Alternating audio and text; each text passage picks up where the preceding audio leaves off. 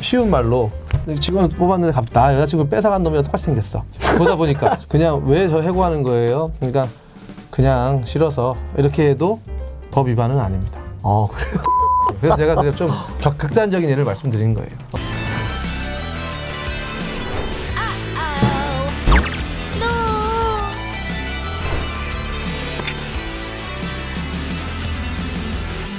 안녕하세요. 사업은 처음이라서의 진행을 맡은 한 줄의 남도희 PD입니다. 자, 이 프로그램은요, 사업이 처음이라 막막하신 사장님들과 함께 사업 이야기를 좀 나누고 어떻게 하면 더 많은 사람들에게 우리 브랜드를 알릴 수 있을지 함께 고민해보는 그런 프로그램입니다. 첫 번째 게스트로 모실 분은 일을 너무너무 잘하는 노무사 송지범님이십니다. 안녕하세요. 네, 안녕하세요. 대표적으로 어떤 일을 하시는지 소개 잠깐 좀 부탁드릴 수 있을까요? 기업과 근로자 간에 일어날 수 있는 전체 인사 업무 관리의 총체적인 업무를 한다고 보시면 되는데, 직장 다니시는 분들이 불합리한 사건을 당하시거나 예를 들어서 임금체불, 해고, 직장 내 괴롭힘, 또 이제 일하시는 분들이 다치거나 산재, 그런 것들은 이제 근로자 측에서 도와줄 수 있는 부분이고요. 기업 측으로는 사업주도 당연히 노무 관리가 필요하니까 근로계약서부터 취업규칙 이런 서류들을 다 정리하고 사업주에 대한 상담, 자문, 그리고 이제 더불어 지금은 깊숙한 영역이 됐지만 노동조합을 결성을 하게 되잖아요. 네. 그런 것들을 이제 항상 관리하고 자문하고 이런 총체적인 역할을 많이 합니다. 근데 이제 영역도 좁아 보이지만 워낙 세분화해서 많기 때문에 노무사님들도 굉장히 자기 영역에 특화된 영역을 전문하는 분이 많아요. 저조차 네. 전체 일은 다 할 수는 있겠지만은 그 많은 업무를 다 어떤 걸 전문이라고 하기는 쉽지가 않아요. 대표님은 그러면 제일 자신 있으신 그런 분야는 저야 자신 있는 거는 노동 사건입니다. 임금 문제는 이제 적절하게 주고 있는지, 덜 받고 있는 건 아닌 건지, 그렇죠? 그런 부분이랑 퇴직금 문제, 법정 수당, 연장 수당, 야간 수당, 휴일 수당. 요즘에 이제 공휴일도 근무를 하는 경우도 많은데 공휴일이 휴일이 된 지가 2년밖에 안 됐거든요. 소위 빨간 날인데 그거를 이제 노동법에 있는 말로 하면은 관공서 공휴일에 관한 규정에 관한 휴일이에요. 5명 이상 되는 회사인 경우에는 2022년부터 휴일이 됐어요. 예. 법정휴일. 그 전에는 관공서 공휴일이 공무원 휴일을 말해요. 공무원들이 쉬는 일, 관공서와 은행. 그래서 그것이 이제 적용된 게 3년밖에 안 됐기 때문에 실제적으로 우리 서비스업 같은 경우 있죠. 음식점이나 빨간 날 일할 수밖에 없는 업종에서도 전면 적용되기 때문에 그러한 부분에 대해서 체불 문제가 나올 수도 있고, 요즘에는 생각보다 많이 나오는 게 직장 내 괴롭힘. 직장 내 괴롭히면 사업주 입장에서는 시청자분들이 사업주들이 많다면 굉장히 괴로운 사건에 휘말리는 거예요. 그게 이제 동료들끼리. 상사나 동료들이 괴롭혔을 때 네. 나오는 게 대부분이고, 네. 만약 사업주도 이렇게 불합리한 걸 요구하거나 그런 경우에도 해당이 되죠. 그런 것들을 어떻게 기준을 잡는 거예요? 직장 내 괴롭힘이라고 하면 사업주한테 신고가 되는 경우에는 그는 직장 괴롭힘이 만약에 이제 대표님께서 그냥 나는 그냥 억울해, 그럼 회사로 그러면 직장 내 괴롭힘 신고를 하게 돼요. 제도상에 서면 신고하게 되면은 회사는 그 신고에 대해서 조사할 의무가 있어요. 조사하고 그 상대방한테 이게 직장 내 괴롭힘에 해당된다, 해당되지 않는다라는 걸 통지할 의무가 있어. 근데 지금 말씀해 주시는 이런 사건 사고들이 5인 미만의 영세한 사업장에서도 자주 일어나는 그런 사건들인가요? 5인 미만에는 지금 말씀드린 직장 내 괴롭힘은 해당되지 않습니다. 5인 이상만? 네, 해당됩니다. 해고 사건이 많이 해당됩니다. 그럼 제가 극단적인 한번 예를 좀 한번 들어볼 텐데요. 직원을 고용한 대표님이 계세요. 근데 이 직원이 의도적으로 일을 안 합니다. 그걸 증명할 수 있는 방법이 없어요. 그냥 일을 못하는 척 하는 것 같아.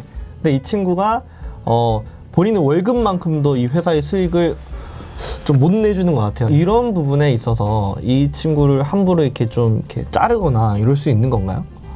5인 미만은 꿀팁이 있어요. 이거는 여담이랑 실제 법률적인 부분이 아직 우리나라가 사각지대이기 때문에 5인 미만 같은 경우에는 우리나라는 해고에 대해서는 정당한 이유가 있고 정당한 절차가 있어야 돼요. 근데 5인 미만 같은 경우에는 근로기준법 제23조가 적용되지 않습니다. 그럼 쉽게 말씀드리면은 근로기준 23조에는 해고에 대해서는 정당한 이유가 있어야 된다라고 돼 있어요.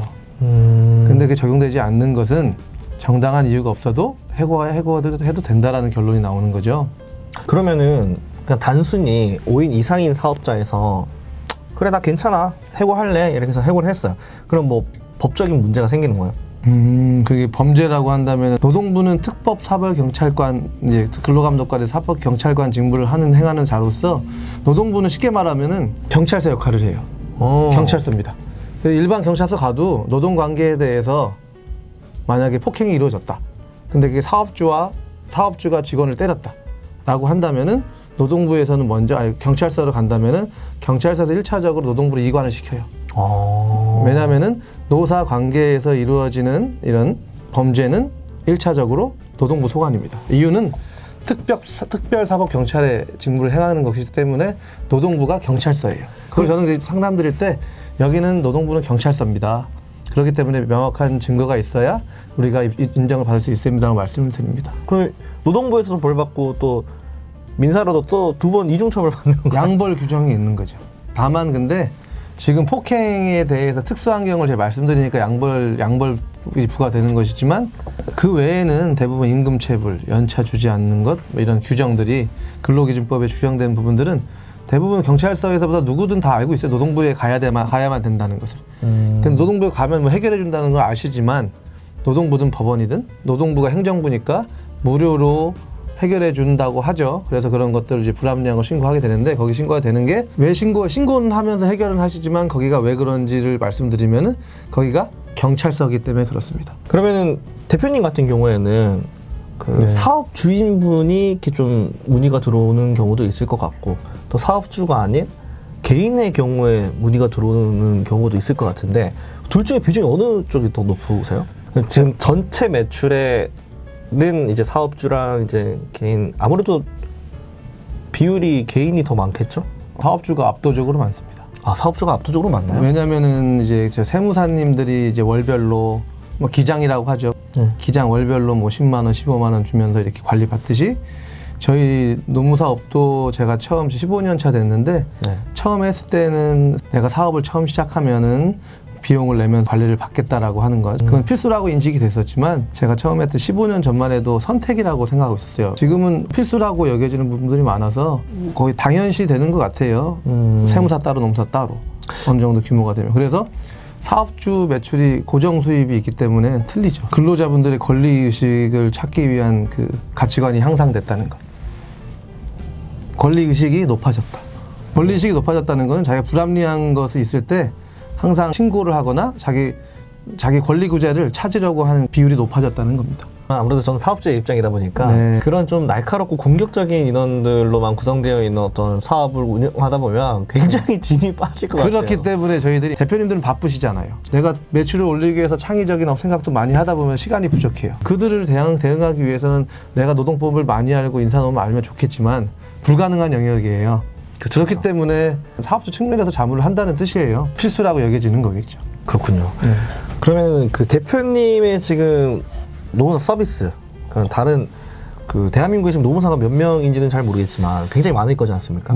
근데 노무사님의 특장점, 차별점 뭐 이런 것들이 또 따로 있을까요? 일단 우리 전국의 노무사님들이 최소한 5,000명이 넘어요. 제가 있을 때만 해도 2,000명이었으니까 지금 해마다 300명 이상, 350명 뽑고 있기 때문에 6,000명 가까이 될 겁니다. 거기서 실제 업을 하시는 분도 5,000명 되실 거고. 제가 강점이라고 한다면은 아까 처음 말씀드렸듯이 제가 좋아하는 거 노동 사건이나 사업주 자문 중에서도 종류별로 사건을 안 해본 게 없을 거예요. 올해 몇 년 하셨죠? 15년 됐습니다. 15년. 사건들을 많이 하다 보니까 특히 노동청 사건이나 노동부 감독 이런 거에 대해서는 대응하는 거에 대해서는 저는 정말 많이 했고 그래도 똑같이 그런 경험도 축적되어 있기 때문에 어떻게 처리하면 유연하게 처리해야 되는 건지 어떤 순간에 여기서 드롭하고 어떨 때는 더 올라가야 되는지 그런 부분들을 실제로 제가 생각했을 때 많이 체득해 가고 있는 상황인 것 같아요. 점점 더 정점으로 가는 것 같습니다. 사건 처리하는 부분들이 제가 좋아하는 부분 사건에 대해서는. 자 그럼 우리 이제 다른 얘기를 좀 한번 풀어보고 싶어요. 대표님이 맡으셨던 노무 사건 중에서 와 이거는 진짜 못 이길 것 같은데 딱 이겼던 뭐 그런 사례들 이런 썰들을 좀 재밌게 좀 풀어주실 수 있나요? 뭐 그런 것들이라든가 재밌는 노무 사건을 하면서 야 이런 경우들도 있더라 이런 기상천외한 사건들도 있더라 뭐 그런 썰 같은 거 좀 있을까요?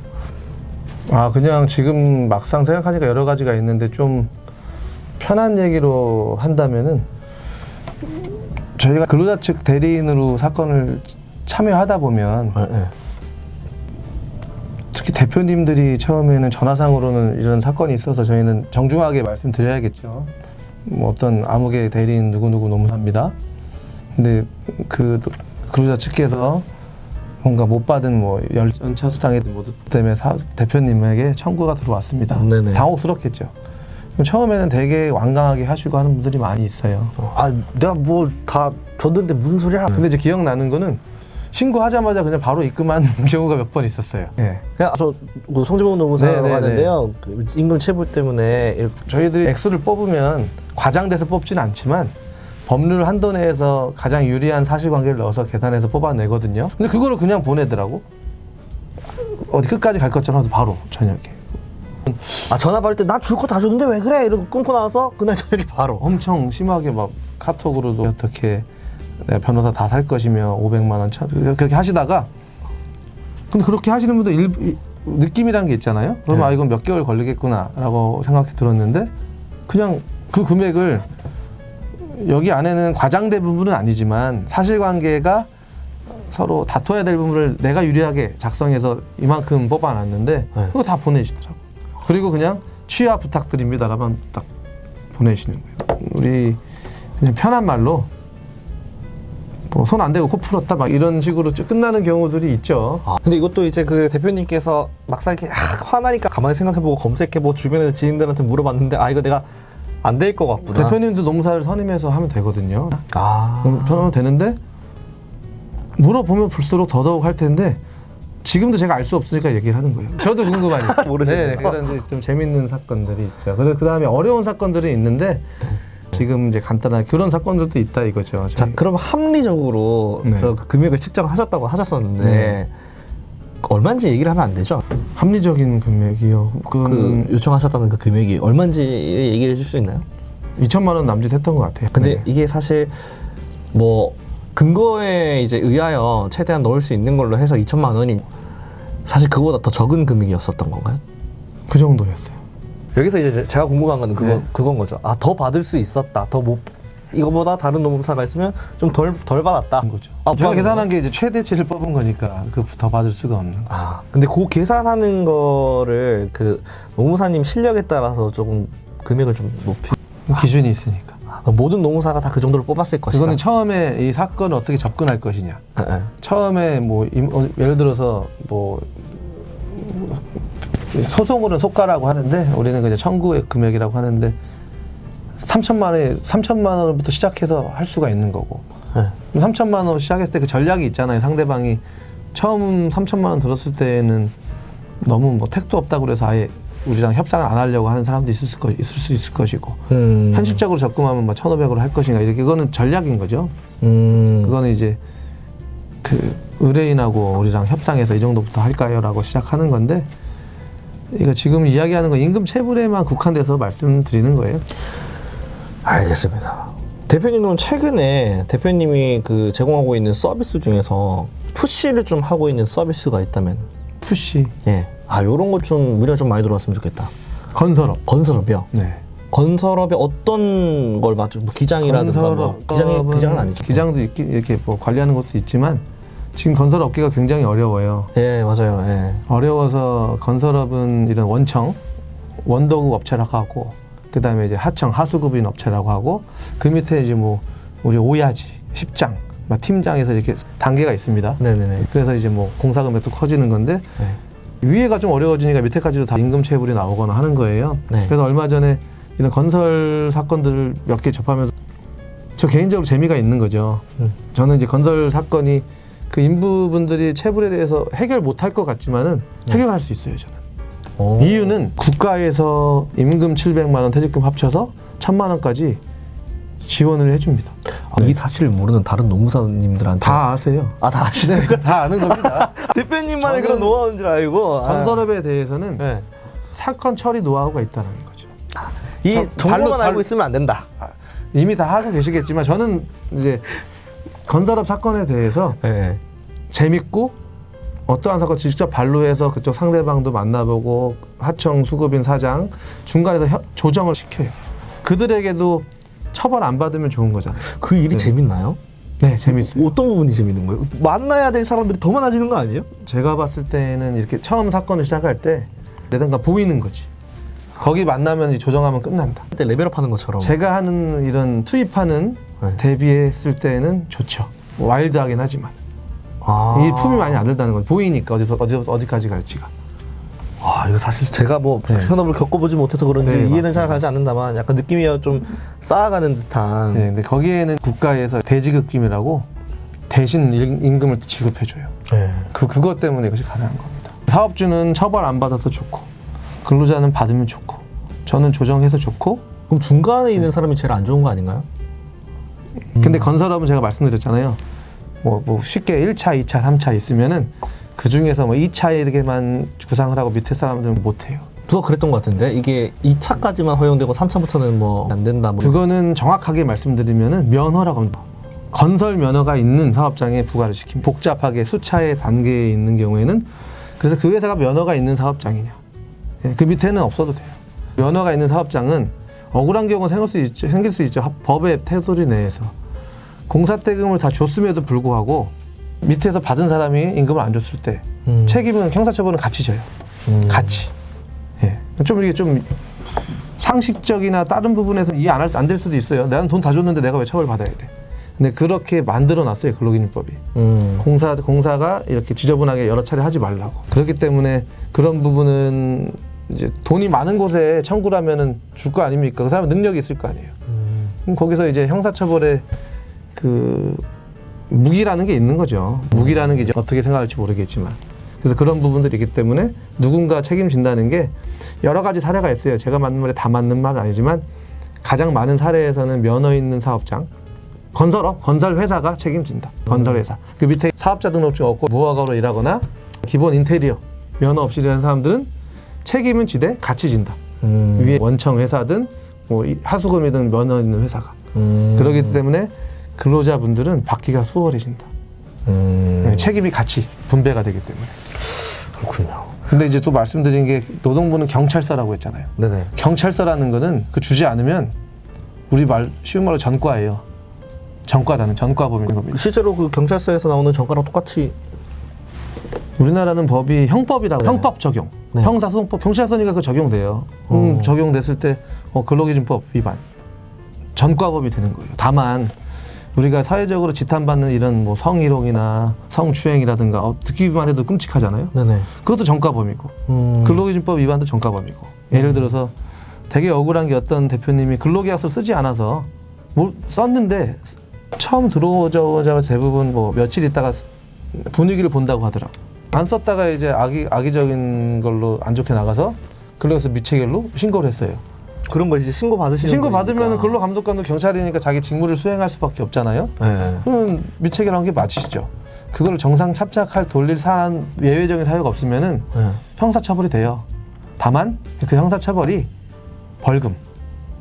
일반적으로 뭐 근로자분들은 안 좋은 생각으로 500만 원 벌금 맞아봐 막 이렇게 생각하는데 실제적으로는 30만 원에서 50만 원 나옵니다. 아. 대신에 이제 나중에 뭐 피의자 신문 조서서 써야 되고 피의자라는 내가 돼버리는 거예요. 내가 사업주랑 피의자. 그리고 나중에 검찰청에서 연락이 옵니다. 약식 명령, 구약식 벌금 뭐 얼마. 그게 나중에 나오면은 혹시라도 다음에 다른 일로 이런 조서가 쓸 때 있으면은 전과 사항 있습니까? 자기는 없는 줄 알았는데 과거에 근로기준법 위반 전과가 있네요. 음주운전 한 것처럼 형식은 똑같다는 겁니다. 우리 느낌은 틀려도 그런 부분이 있는 거죠. 아, 내가 이거 맡은 사건 중에서 야, 이거 사업주가 진짜 억울할 것 같은데 뭐 이런 사건들이 있었나요? 그런 썰 같은 것 좀 풀어주시면 좋을 것 같은데. 진짜 억울할 것 같은 데는 제가 여기서 뭐 이거는 그냥 배제하고 말씀드리면은 근로자 측에서 너무 세게 나오는 경우들이 있어요. 노동조합에서는 이런 자기네 조합원들의 이제 권리 구제를 위해서 엄청 많은 액수를 끌고 와서 이제 청구가 들어와요. 물론 다른 이유가 있겠죠. 네네네. 근데 사업주도 굉장히 억울할 만하기도 한데 일반적인 사건에서는 예를 들어서 뭐 1억 청구하면 1천, 2천도 안 나오고 합의하고 끝낼 것이 정말 1억에서 검찰에 송치되는 경우가 있어요. 그런 걸 그래서 억울하죠. 노동법으로 해서 네. 그 돈을 원래 한 1, 2천이 끝났는데 그걸로 인해 가지고 근데 저도 이거는 그냥 편한 유튜브니까 말씀을 드리지만 노동부에서 현업에 종사하시는 근로감독관 분들도 똑같이 각각의 법 잣대를 대서 판단하겠지만 사람이다 보니까 노동조합에서 좀 더 심리적인 부담을 갖는 경우가 있어요. 이건 사실이니까. 심리적인 노동조합 측에서 들어왔다.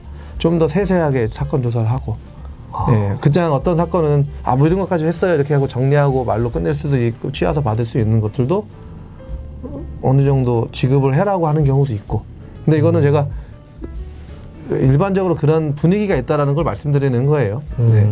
근데 공식적으로는 똑같이 처리하는 게 맞죠 법잣대를. 근데 그런 부담적인 측면에서 그걸 다 인정되는 거를 봤을 때 좀 불편하다. 그래서 그런 경우에는 말씀을 드리죠. 제가 도와드릴 수 없는 영역에서 하셔야 된다. 그건 형사소송. 그건 저희가 하지 못하고 변호사님이 하셔야 되니까. 제가 완전히 너무 무지해서 그런 걸 수도 있는데 네. 그 노동조합에서 사건이 들어오면 아무래도 더 부담을 가지는 이유가 조합이다 보니까 사람이 많아서 네, 힘이 더 맞습니다. 있기 때문인가요? 네. 뭉치는 것보다 노동조합은 위에 상부 기관들이 다 있어요. 네. 그리고 그거는 왜 그런지 모르겠지만 노동부에서도 노동조합과 노동조합을 인력을 담당하는 노동부 근로감독관이 있듯이 노동조합에서 더 온다면은 좀 더 정확하게 물론 어떤 사건을 정확하게 다 처리하시는 감독관님들이겠지만 좀 더 정확하게 심리적으로 하나의 법 위반도 없는 것 수준을 기본으로 해서 또 이렇게 조사를 하다 보니까 그런 경우도 나오더라고요.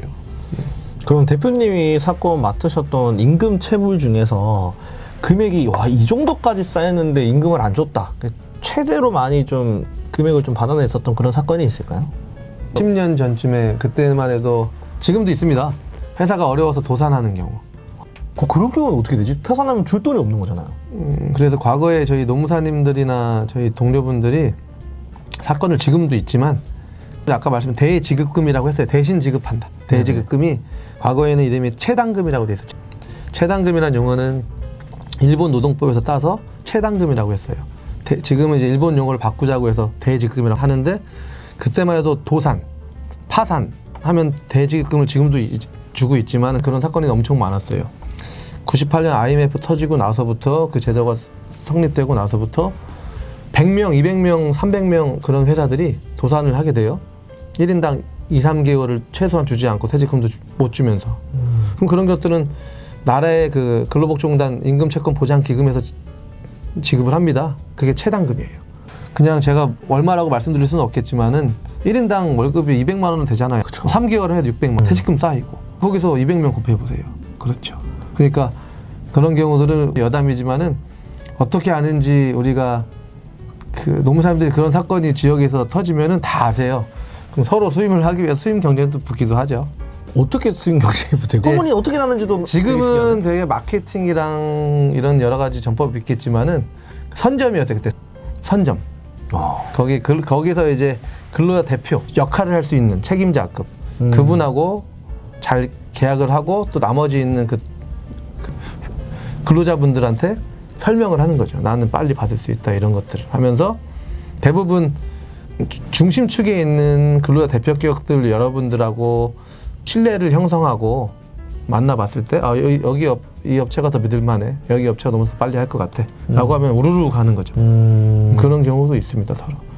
근데 그거는 과거에 다른 노무법인에서도 많이 있을 겁니다. 근데 지금 다만 그런 도산하고 파산하는 업체들이 많이 줄어들었어요. 이유는 그전에는 이렇게 대지급금 간단하게 주는 간이 대지급금 제도라는 게 생겨서 도산 파산하기 직전까지 이렇게 근무하지를 않으세요. 이제는 그렇게까지 근무하지 않는 경우가 많다. 그때보다 이제 노동부에서 그 임금 700만 원, 퇴직금 도합 1000만 원 간이 대지급금 주는 과거에는 요건이 어려웠지만 굉장히 완화돼서 근로자분들이 직접 할 수 있는 수준까지 돼버린 거예요. 그렇기 때문에 직접 하는 부분들이 많아서 이렇게 도산까지 가는 직전까지 이런 어려운 요건을 이겨내서 받는 수준까지 가지 않아도 해소가 된다. 그러니까 이게 우리한테는 이제 이 시장이 작아졌다라고 보는 거죠. 너무 그 뭐라 그래야 되지? 시스템이 좀 간소화돼가지고 네, 맞습니다. 이게 아. 편하게 이제 근로자분들이 직접 해도 받을 수 있을 정도가 됐습니다. 보통 이제 제가 근로자라고 생각이 되면 임금 체불이 됐다. 그러면 일단 노동청에 전화를 하면 노동청에서 아 이거 개인이 하실 수 있고 이렇게 하면 되면 그렇게 안내를 해줘요. 임금 퇴직금 같은 경우에는. 근데 이제 그 외에 이제 다른 뭐 일을 많이 했습니다. 휴게 시간은 내가 지정돼 있지만 쉬지 못했습니다. 라든지 휴일 날 나는 일을 많이 했습니다. 라든지 약속한 급여는 한 거예요. 이제 우리 근로계약에서 약속한 건 줬다. 200이든 300이든. 그 외에 다른 걸 청구할 때에는 그거는 전문가의 도움을 받는 것이 맞다라고 봅니다. 계산이나 그런 것들이 정확하게 산정돼야 되니까. 야, 근데 오늘 이 프로그램을 진행하면서 사업주들은 별로 안 좋은 얘기들 많이 그래서 하다 나왔더라고요. 보니까 그쪽만 얘기하게 됐네요. 주업의 가장 매출이 많은 부분이 사업주입니다. 그러면 이렇게 제가 다시 뒤집어서 말씀드리면은 노동 사건이고 임금체불 사건만 한 게 아니라 얘기가 나오다 보니 그렇게 나오게 된 거지만 그런 사건을 하다 보면은 방어 방법도 당연히 알 수밖에 없지 않아요. 네, 그렇죠. 그러니까 당연히 사업주 자문을 하면서 더 많은 사건들이 들어오기도 합니다. 현재로서는. 그래서 모든 제가 꼭 매출액이 아니더라도 따진다면은 8대2 정도 됩니다. 예. 그러면 좀 간략하게 얘기를 해가지고 지금 대표님께서 제공하고 있는 서비스 중에서 뭐 세무사한테 월 기장하듯이 자문을 맡는 서비스도 있다고 제가 알고 있거든요. 네, 맞습니다. 근데 금액을 얘기해도 되나요? 일반적인 금액은 말씀드릴 수 있죠. 일반적인 금액이 어떻게 되죠? 5인 기준 두 가지가 있습니다. 두 가지. 자문은 어느 정도 규모가 되는 기업에서 제가 자문만 해드리는 거예요. 자문. 네. 필요한 거 전화 통화, 유선 통화, 서면 의견서 그것만 해드리는 게 자문입니다. 그럼 만약에 이 자문을 구하고 있을 때 방금처럼 뭐 해고에 관련해가지고 네. 뭐 정당한 것이다 뭐 이런 거 네. 서류를 작성하는 것들은 이 자문을 받고 있다면은 다 그거는 아마 별도 비용이 나오는 게 어떤 노무에도 마찬가지일 거예요. 우리가 변호사 선임한다? 그런 건 똑같이 노무사 선임한다 그러면 선임료는 있습니다. 네네. 다만 회원사면은 30% 감안 금액으로 진행을 합니다. 물론 그렇게 하지 않기 위해서 자문을 하시겠죠. 그래서 오히려 자문을 하고 있음에도 불구하고 우리나라는 자유민주주의 법치주의 사회잖아요. 네. 본인이 억울한 일이 바깥쪽에 봤을 때도 억울한 일이 아니더라도 자기가 억울하면 어디든 할 수 있어요. 저는 문제될 것 같은 게 문제라기보다는 좀 사업주들이 좀 어려울 것 같은 게 물론 이제 저는 사업 초반라서 그런 걸 자문을 구했는데 정작 자문을 한 건 오케이인데 그래서 어떤 걸 물어봐야 되는지 모를 것 같아요. 그래서 그런 것들을 조금 이렇게 안내를 해주시는지 이런 것들 뭐 물어보시면 되고요. 그런 게 있나요? 뭐 근로자와 노사 관계에서 있을 법한 증은 다 물어보세요. 그럼 거기서 제가 정리해 드리거나 저희 영역에 해당되지 않는 것들은 별로 없어요. 다만 부동산 계약이나 그런 내용들을 법리적 해석을 물어봤을 때에는 제가 아는 선들 말씀 이거는 저희 영역이 아닙니다라고 말씀드리지만은 그런 경우는 별로 없습니다. 대부분 이제 대표님들도 알고 계세요. 노무사 자문이라고 하면 정말 해당되는 부분에 대해서 말씀드리는 거고 뭐 근로계약서라든가 요즘에 근데 자문이라는 거는 당연히 근로사 하면은 나가지만은 그 외에 모든 부분이 너무나 많은 거 다 헤아릴 수 없을 정도. 근로계약서, 취업규칙, 뭐 실업급여 월마다 또 네. 그거 나가죠. 임금명세서. 그거는 이제 그 자문은 독점적으로 유선 자문이나 필요한 거 유선 서면 의견서만 나가는 거고 세무사 사무실과 중첩되는 서비스가 있습니다. 급여 명세서 나가고 4대 보험 입퇴사 처리를 해주는 거 전산 신고해주고 근데 그거는 세무사 사무실에서 지금도 서비스로 한다고 생각해서 서비스라고 하는 건 말 그대로 서비스고 어려워지거나 복잡해지면은 노무사님한테 맡겨야 됩니다라고 하고 그래서 넘어오는 경우가 많이 있습니다. 그러면 우리 노무사님들이 쓰는 그 툴 같은 게 있을까요? 그런 시스템을 해봤지만 복잡하고 오히려 그냥 본인이 편한 이름 명단이 있을 거 아니에요. 사업 네네. 명부에서 누구는 몇 시간 더 했다. 체크만 해서 주면은 그건 자동적으로 저희가 해서 드리는 거죠. 근데 그거는 아웃소싱 서비스라고 합니다. 아까 자문과 아웃소싱이 따로 되어 있습니다. 자문은 독점적인 저희 노무사 자문만을 원하는 거고 플러스 이런 영세한 기업들은 4대 보험 입퇴사 신고도 하기 어려운 경우 있잖아요. 아니면은 세무사에서 하고 있긴 하지만 네. 노동부 점검을 받았을 때 세무사 사무실이 작성해주는 급여대장을 봤을 때에는 노동부에서는 법 위반이에요. 구성이 제대로 되어 있지 않으니까 정확한 계산 방식에 의해서 표시도 안 됩니다. 그건 다 인정하는 부분일 겁니다. 그래서 그런 거 있을 때에는 정확하게 명세서 주고 싶다. 만약에 300이면은 기본급이 얼마고 연장 수당 얼마고 이게 몇 시간씩 기재가 다 있고 이런 부분에서 계산 방식이 정확하게 세무사무실에서는 기재를 안 해주죠. 서비스니까. 정확하게 원하면은 노무사 사무실에서 하세요라고 하는 경우가 한 90몇 %가 될 겁니다. 그래서 그거는 그 외에 이런 서면 서비스가 매월 제공이 된다면 그거는 자문 플러스 알파라고 그래서 비용이 좀 더 들어가겠죠. 기본 자문에서 상담을 드리고 그래서 월별로 입퇴사 신고하거나 서면이 나오는 거는 비용이 좀 더 올라가서 그걸 아웃소싱이라고 해요. 매월 아웃소싱 서비스를 해준다.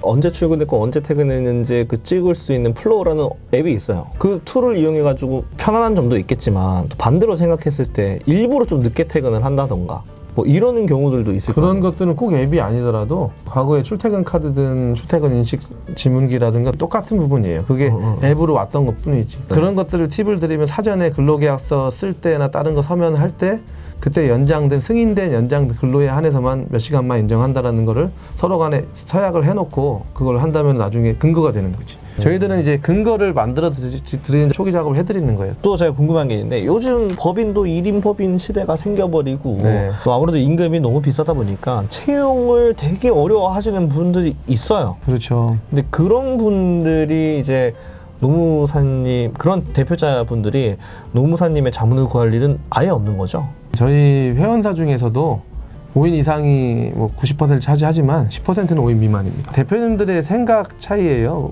5인 미만이면 제가 말씀드릴 때 내보내는 것만 좀 조심히 뭐 한 달 기간만 시간을 주고 30일 전에 예고를 하고 내보내면 되고 나머지 부분도 연장 근로도 해당되지 않고 뭐 연차수당도 해당되지 않으니 우리에 대한 이런 전문적인 서비스까지는 말씀드려요.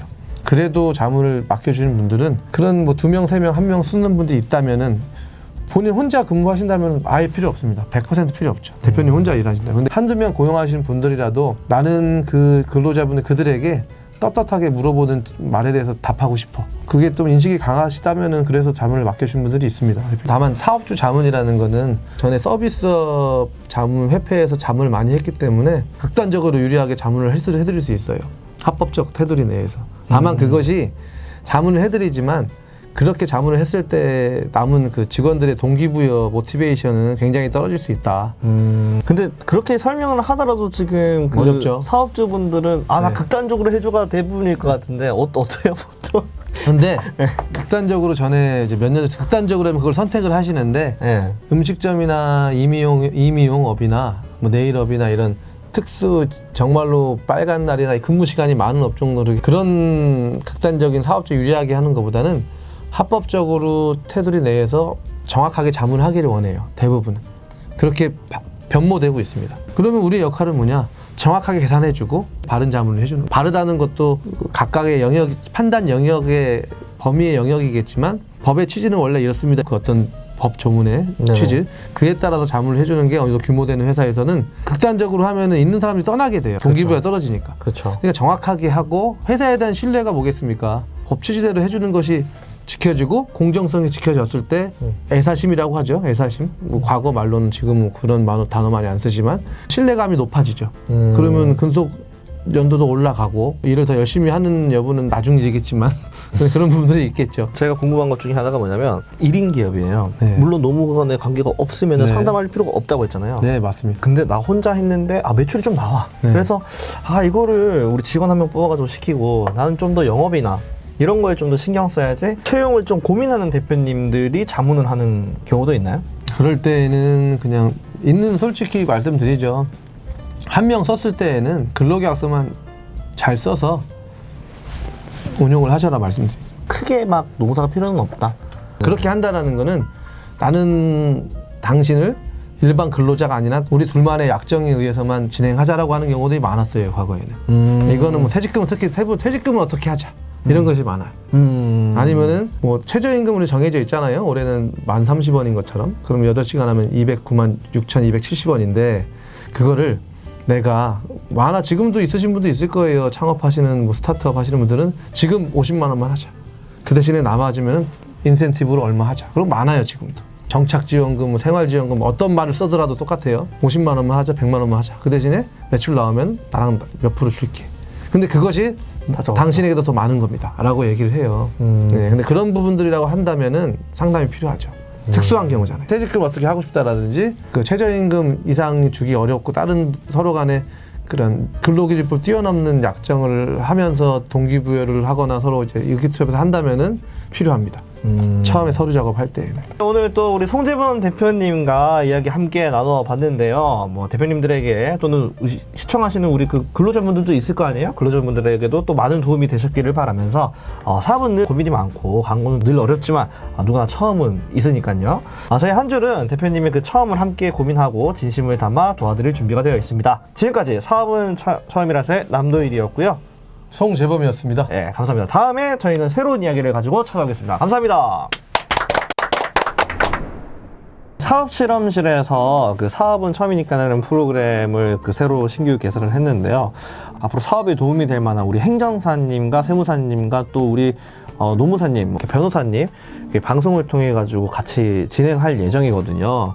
이 라이브 방송에도 참여하시고 싶으신 분은 저희 커뮤니티에 날짜와 시간 올릴 테니까요. 그거 한번 보시고 참여를 해주시면은 궁금하신 것들 이날 싹 풀어가시면 좋을 것 같습니다.